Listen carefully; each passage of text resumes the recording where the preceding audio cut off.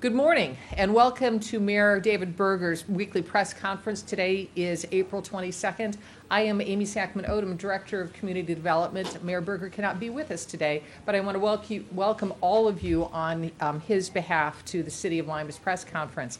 It is spring, there is a lot of activity happening in Lima, and I think the first thing we'll be talking about is one of the things that I enjoy most, which is our quarterly Lima Home Pride Award winners. The City of Lima's Property Maintenance Department not only has to notify people of violations, but I think the most positive thing they do is recognize the people who are doing exemplary jobs of property maintenance with their homes.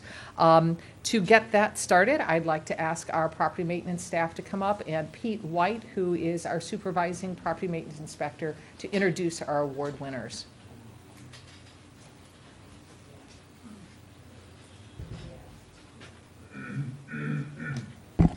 Good morning, everyone. 3 Lima property owners will be recognized today as our second quarter Lima Pride Home Award winners. These winners are nominated by the Property Maintenance Code inspectors who select properties that demonstrate pride in ownership and make a positive impact in the neighborhood in which they are located.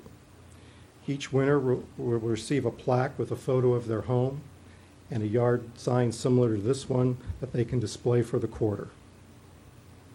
The winning properties can be viewed on the city's website and on GTV2. And now the PMCIs will present the second quarter 2015 Lima Pride Home Award winners.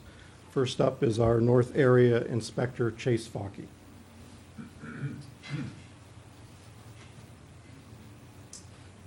The property chosen for the north section is 865 Runyon Avenue. The owner was Bonnie Stauffer, if she's here by chance. All right.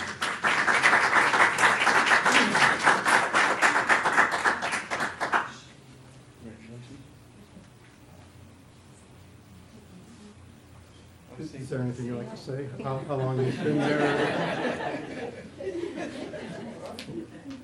When the mayor's here, they always respond. I can understand. Next is our inspector for the Southwest area, Angie Rex.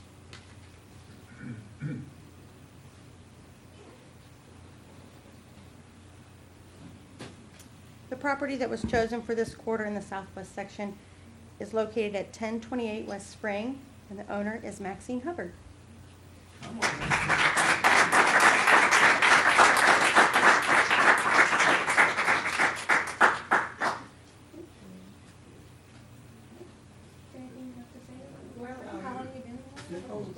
Step right up here. Oh. I've been there for about 35, 36 years, and I love to get outdoors and work around and beautify. And so now, since I'm doing it now, everybody else in the neighborhood is trying to do the same thing, so that's a good thing. So I just want to give praise and honor to the Lord, Savior of my life. And it's a blessing. It's really a blessing. I was just really shocked, but but it's going to be beautiful. Once the weather just kind of settle down and get kind of warm, oh boy, I got a lot of ideas. So I'll be going forth in it. Thank you very much.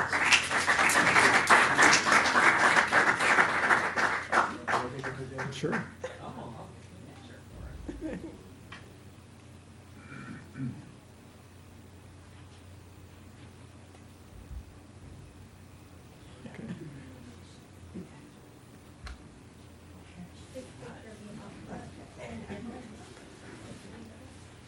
And our last area is our southeast area. The inspector is Krista Sprouse.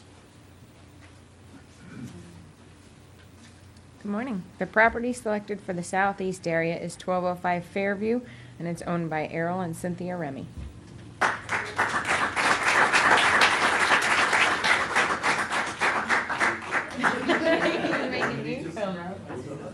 Yeah, come on up. Say something. Tell us a little about yourself. Yeah, this is my husband, I'm Cynthia, and I moved to 1205 Fairview in 70, and I've been trying to keep the property up ever since. I look forward to springtime so I could go on out and take care of my flowers. He takes care of the grass, and I take care of the flowers. and I'm very appreciated to get this award today.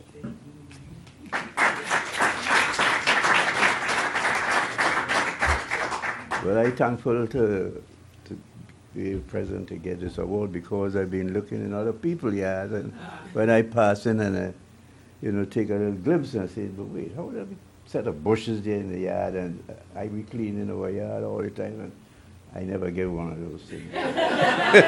You see? But, so I'm thankful to get one because I always speaking about my wife to that. I said we should get one of these things in the yard. So thank you very much.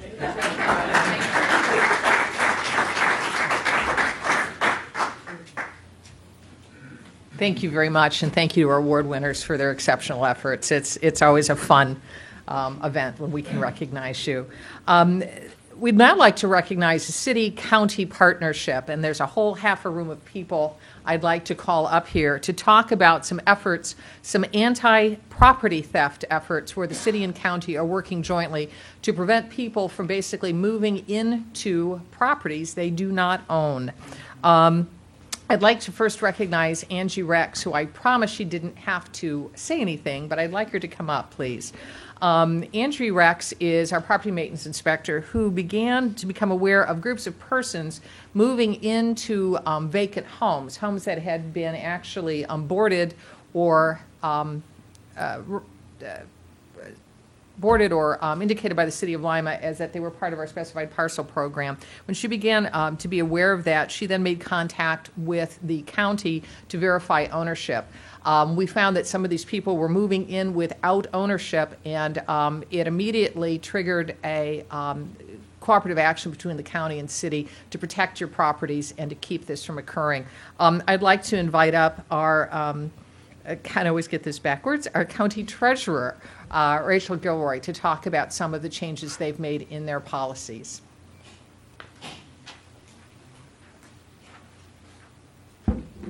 Good morning. One of the most important responsibilities of the county treasurer is to collect the taxes that the voters have put into place, both current taxes and delinquent taxes. The Ohio Revised Code permits me to offer payment plans to some folks who have fallen behind on their taxes. Unfortunately, some folks have learned how to take advantage of this opportunity by using payment agreements to attempt to claim ownership of property that is not theirs. This has led me to put new policies into place that will help all of us protect the rights of property owners. The most important policy that the Treasurer's Office now requires is a picture ID and signature of the property owner when we establish a new payment plan, especially when the taxpayer is not the legal owner of record of the property. A common story told by those attempting to acquire properties illegally is that he or she is buying the property from the county treasurer. It is not true that a person can buy a house from the county treasurer by paying off the delinquent taxes. The only way the treasurer's office is involved with the transfer of real estate is through the various foreclosure processes that we have in place. It is not through payment plans. Please contact my office if you have any questions about payment plans or delinquent contracts, and we'll be working with the city as this goes forward to help prevent any future attempts to unlawfully acquire property. Thank you. As an outgrowth of that, people were attempting to take these fraudulent documents to our water department and establish water service. Again, through conversations with the county and city, we are now trying to make clear to the community what is needed to establish water service. And the customer service representative, Sarah could not be here, but Mike Caprella is here. And Mike, if you could quickly, as Deputy Director of Utilities, explain what is needed to establish water service. Quickly is my middle name, so I can definitely go quick, so that's right. We were actually snookered in this process, I guess, a couple years ago when somebody did present us information from the Treasurer's Office, said they were buying the property. We turned on service and never knew that they only made a payment and then didn't do it anymore. So we're going to have increased communication with the Treasurer's Office, and we're going to require verification from them. So there's, we're going to increase our communication so people can't come in and fraudulently sign up for service. we also require picture ID, and we're going to just increase our due diligence and make sure that this doesn't happen to us, through the city. So our customer service people will be working closely with the treasurer's office when we're presented with this kind of situation in the future. Thanks. Thank you. Basically, the agreement is if you show up with a tax payment agreement stating you own the property, the will of call will be made to the county auditor's office to verify that it indeed is a current and actual document. Also involved in this process is the county auditor, Rhonda Eddy Steinecker. And Rhonda, if you could just quickly share with us what people, if they wish to find out who does own a property, what is the process? Well, good morning, and I'm privileged to be part of this collaboration between the county and the city. As Rachel Gilroy stated, you cannot purchase a property simply by paying off the taxes. You have to go to a sheriff's sale or actually transfer that deed legally through our office. The next auditor sale is actually coming up on June 10th. We will be promoting that as another way of purchasing property legally. If you want to find out information about the owners of property taxes, you can simply hit our website, go to our website at www.allencountyohpropertytax.com, and it will give you all the information that you need about who actually owns the property. And the last part of this partnership are the bad news, that if you attempt to defraud the city or the county, what happens? The two people we have here to talk about that is Andy Green from LPD to talk about what they will be doing, the police department will be doing to look at property, and John Payne, Assistant Law Director, to talk about what you can do to secure your properties and what happens if you attempt to defraud. If somebody is doing this defrauding or is partaking in this, you're likely going to run across law enforcement. And we have actually been provided a list as part of this collaboration of over 150 properties who are vacant, either specified for parcel mowing, they're unfit for habitation or set for demolition.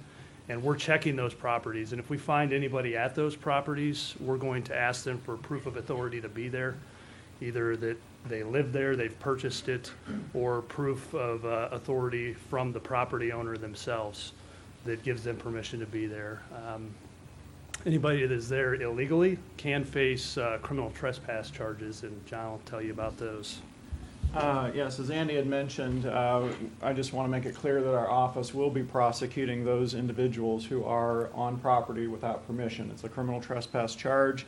It's a fourth-degree misdemeanor, punishable by up to 30 days in jail and a max fine of $250. Furthermore, if these individuals are presenting false information to our offices or departments, we will be prosecuting those individuals for falsification charges, which are a first-degree misdemeanor, punishable by up to 180 days in jail and a max fine of $1,000. So I just want to make it clear that in connection with the LPD, we will be prosecuting individuals who violate the law. Thank you. As you can see, there's a lot of people, both from the county and the city, who are very concerned about the quality of our neighborhoods. And I want to thank all of them for coming together, again, especially our Property Maintenance Code Enforcement Department and our Inspector Angie Rex, who began to see this pattern. By the way, it is not only happening in the city, there's a very good likelihood it's happening out in the county as well, meaning the townships. There are people who are attempting to do the same thing. We're not quite sure why this is on the upswing, but I'm very pleased that the county and city are working together to take care of this problem. So I want to commend everyone involved in this partnership. Moving on to some more positive news about issues in the city of Lima. David Adams is here to represent the League of Women Voters to talk about an upcoming public forum.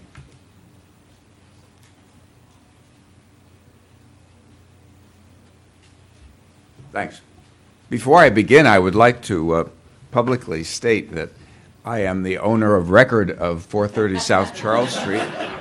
I have resided there for more than 40 years. I am the oldest geezer on the block.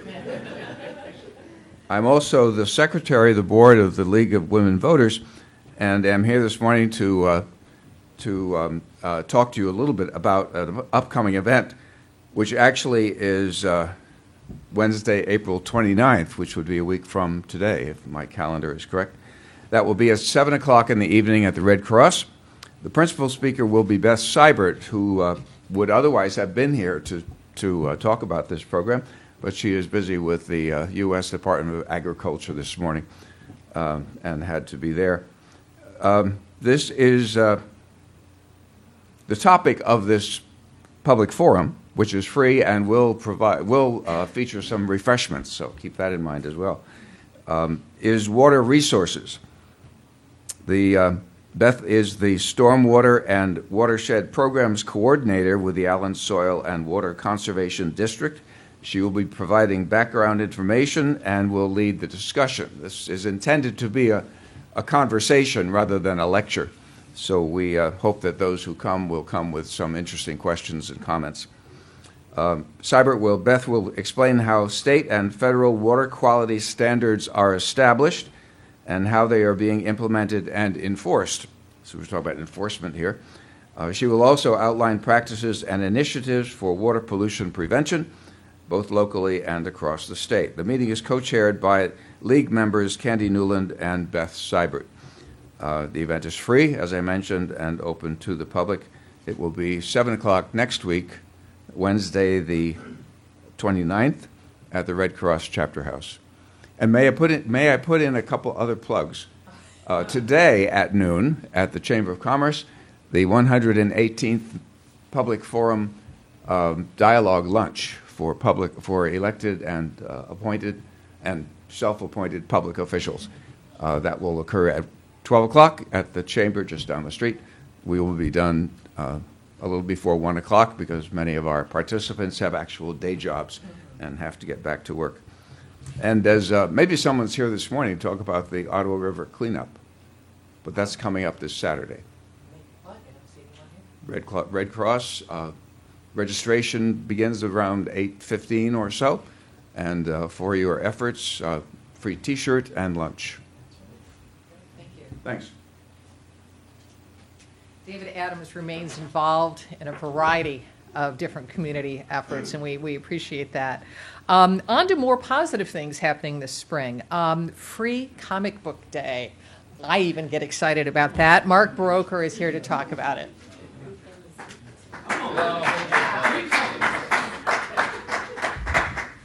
It's been canceled. No.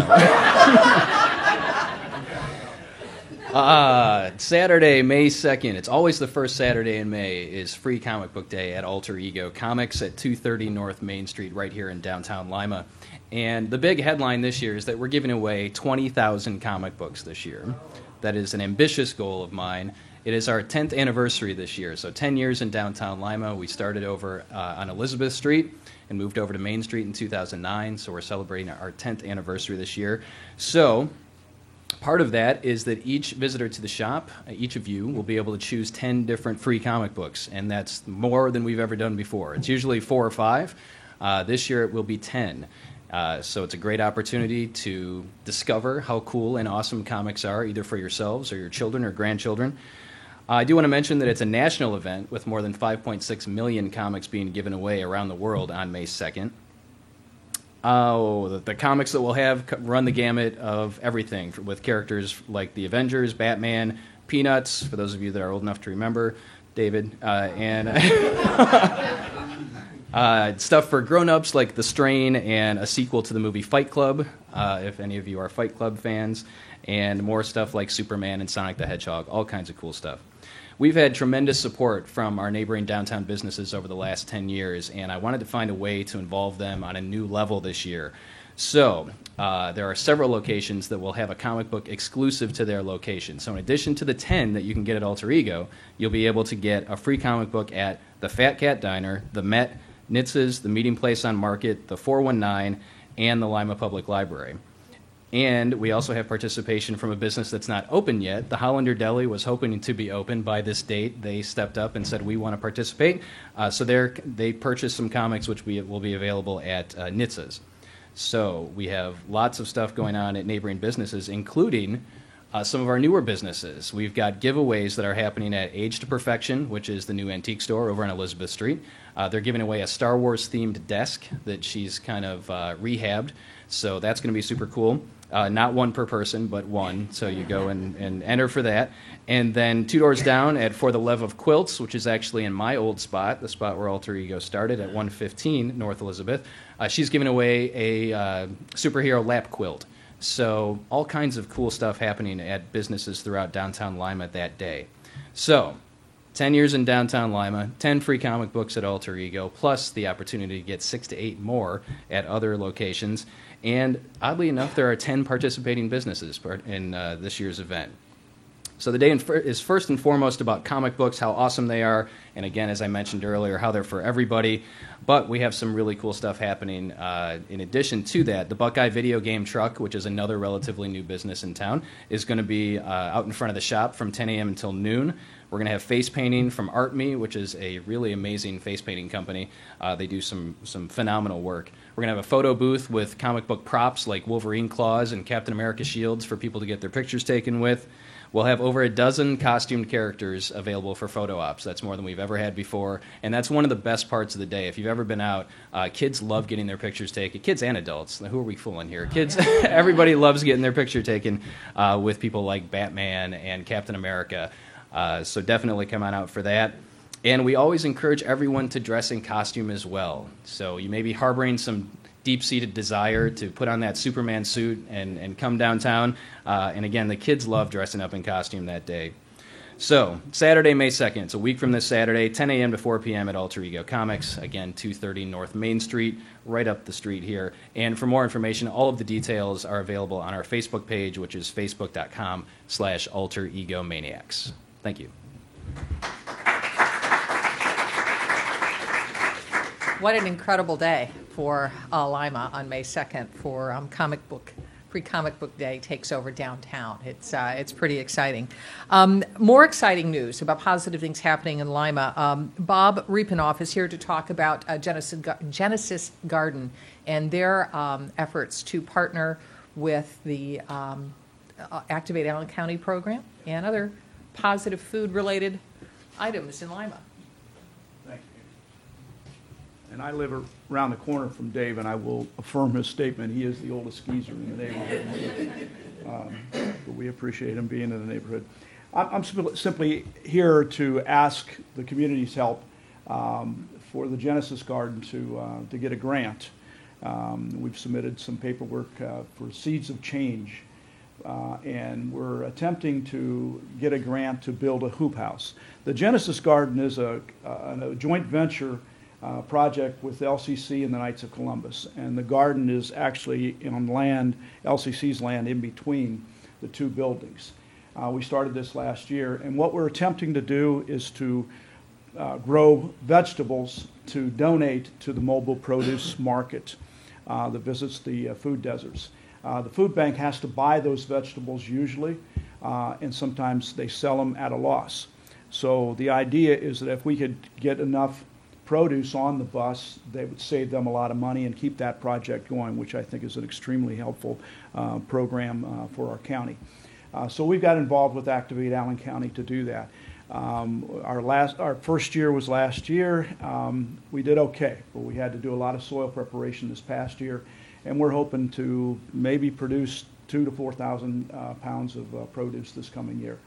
If we can get a hoop house built, obviously we can extend our growing season.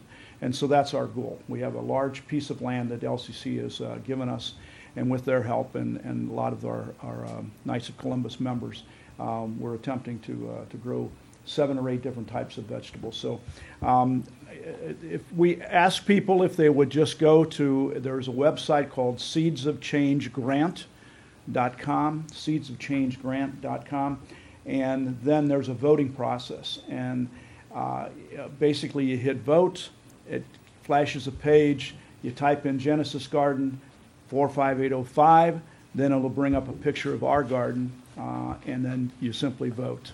And you can do it every day until April 27th.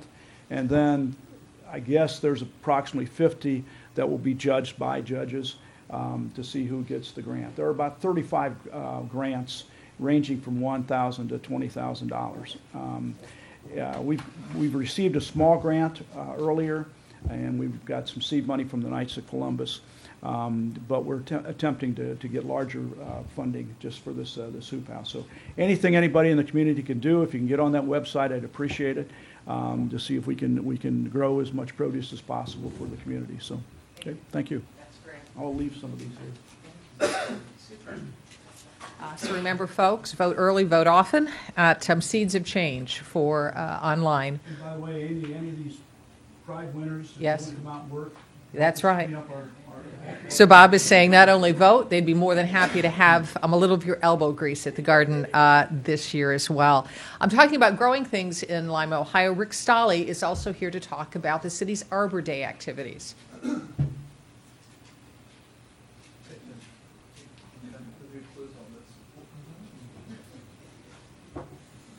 Thank you, Amy.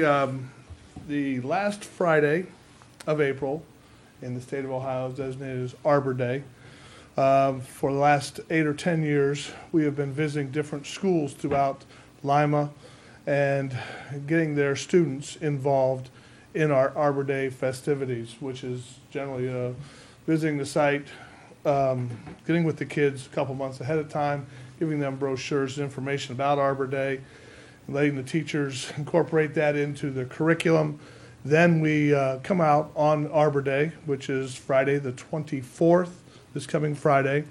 And this year we will be at Independence School over on the corner of Tremont and Metcalf to plant 2 very nice oak trees as part of the Urban Forest Council's involvement with Arbor Day festivities for 2015. With that, we also are announcing today, for the 27th consecutive year, the city of Lima has been recognized as a Tree City USA. Not an easy task to accomplish, especially for 27 years in a row, but it's the continued support of the Lima community, the Urban Forest Council, and of course the city of Lima to invest in the tree canopy. For those of you who are not aware, the urban forest, which we are charged with, are all the city trees in public spaces in and around, or in the city of Lima, including our parks. So with that, we invite folks to come out. The students will come out and present a small program. We'll plant the trees and, again, celebrate Arbor Day in the city of Lima. So that is an exciting event for us and the members of the Urban Forest Council, and of course, keeping the students involved and getting them a little bit of information about Arbor Day. We'll read a proclamation from the mayor and then plant the trees. So it truly is not only an educational opportunity for the kids, but for the community at large. So we invite you out 1:30, Independence School at the corner of Metcalf and Tremont. Thank you very much. I think we're all enjoying the urban forest at this time of year. Driving down Market Street and seeing all those beautiful flowering pears is something that's a real treat, and I appreciate the investment the city has made in that. We have Assistant Chief, Fire Chief Bruce Black here today to talk about some promotions within the Lima Fire Department, as well as some upcoming hydrant maintenance.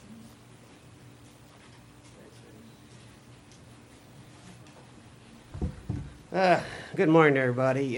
Just a few announcements that the fire department has to make this morning. Earlier in the month, Captain Dwayne Decker, a 28-year veteran of the fire department, retired from the fire department. And with his retirement, the department needs to make a couple promotions from within the department. The first promotion is Lieutenant Andy Hefner. Lieutenant Andy Hefner is being promoted to the rank of captain. Andy is a 20-year veteran of the fire department. In fact, here in about a week or so will be his 20th anniversary here with the fire department. So, congratulations, Andy. Andy is a state certified firefighter level 2, EMT basic. He's also a state certified fire instructor. And Andy has completed the Fire Officer Level 1 and Level 2 training program here in the state of Ohio. Andy is being promoted to the rank of captain, and his position will be station captain at number 2 fire station on 3rd Street in the south end of the city. So congratulations, Andy Hefner.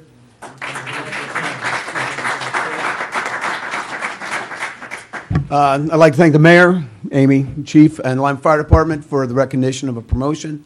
I can speak pretty much for all the Lima Fire Department. We're very proud to serve our city, and I'm very proud to serve the city I grew up in. And I'd like to thank the mayor again for the recognition. Thanks, Andy. Probably some of you don't know, but he is also the fire department's public information officer also. So, the next promotion is firefighter Rick Robinson. Firefighter Rick Robinson is being promoted to the rank of lieutenant within the Lima Fire Department. Rick has been a 6-year veteran of the Lima Fire Department. Rick is a firefighter, level 2 EMT paramedic. Rick has attended numerous fire and EMS classes since his since he was employed with the fire department, and here shortly he'll be taking the Fire Officer Level 1 school. So congratulations, Rick Robinson, on your promotion to lieutenant. Thank you very much for the recognition. Didn't know that I was going to have to say something. Yeah, thank you very much. I hope that I have a long and good career. Thanks. Thanks, Rick. The last thing that I want to discuss today, May is coming up. For those of you that don't know, but during the month of May, the Lima Fire Department goes around throughout the city of Lima and flushes the fire hydrants. Every hydrant in the city will be checked by the fire department. Residents can expect that there possibly could be some cloudiness of the water. We work very hard to try to keep that to a minimum, but from time to time there is some cloudiness of the water. So if you are a resident of the city of Lima or close to the city limits and you have some cloudiness of your water, you can clear that by simply running a cold water tap in your home, and that should clear up your problem. Just make sure you take a look before you do your laundry to make sure that it's not cloudy. So other than that, that's all we have today, Amy. Thank you. Thank you, gentlemen, and congratulations. And it's very generous of you, Chief. Normally, we blame Mike Caprella for any cloudy water problems in the city. But it's nice that LFD is willing to take that on. Last but not least, one more announcement about summer fun. We have the YMCA Splash Program, Ben Sandrock and Blake Zigafus from the YMCA here to talk about that. Thank you.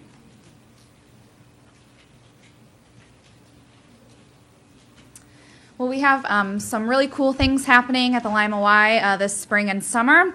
We have 2 really cool events happening coming up.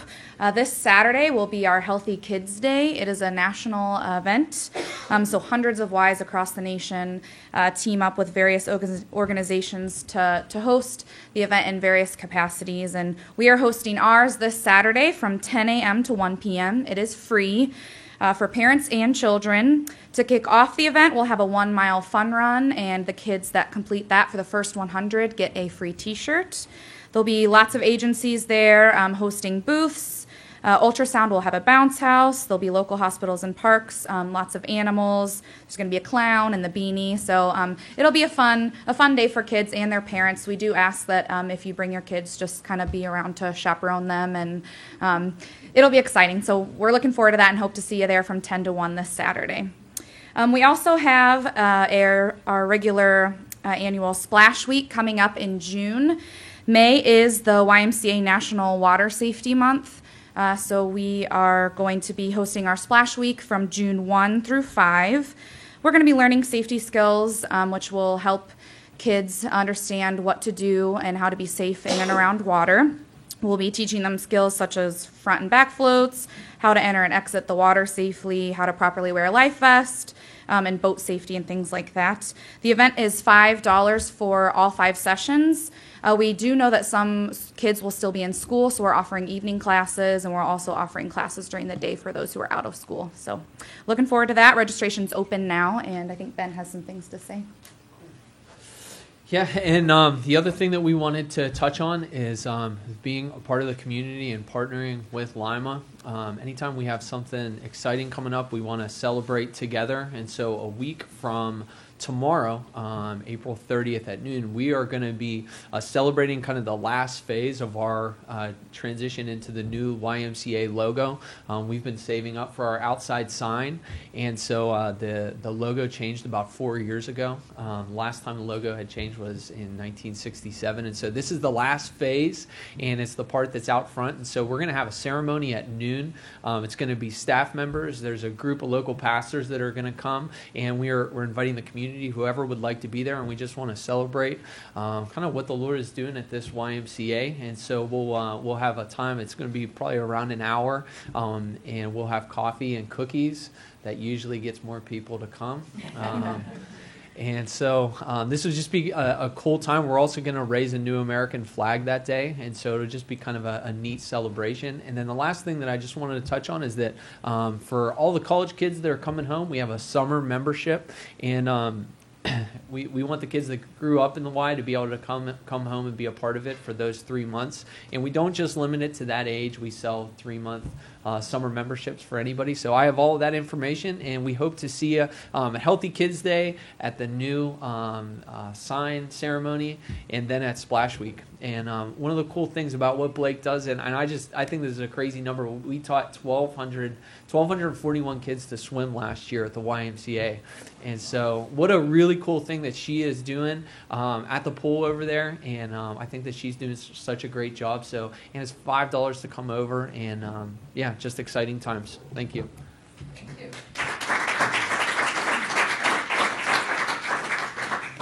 Wow. We've had a full agenda today with lots of very positive news about what's happening in Lima. For those who say there's nothing to do, they're not watching GTV2. Thank you for coming today. On behalf of Mayor David Berger, we'll see you next week at Mayor Berger's weekly press conference. Thank you.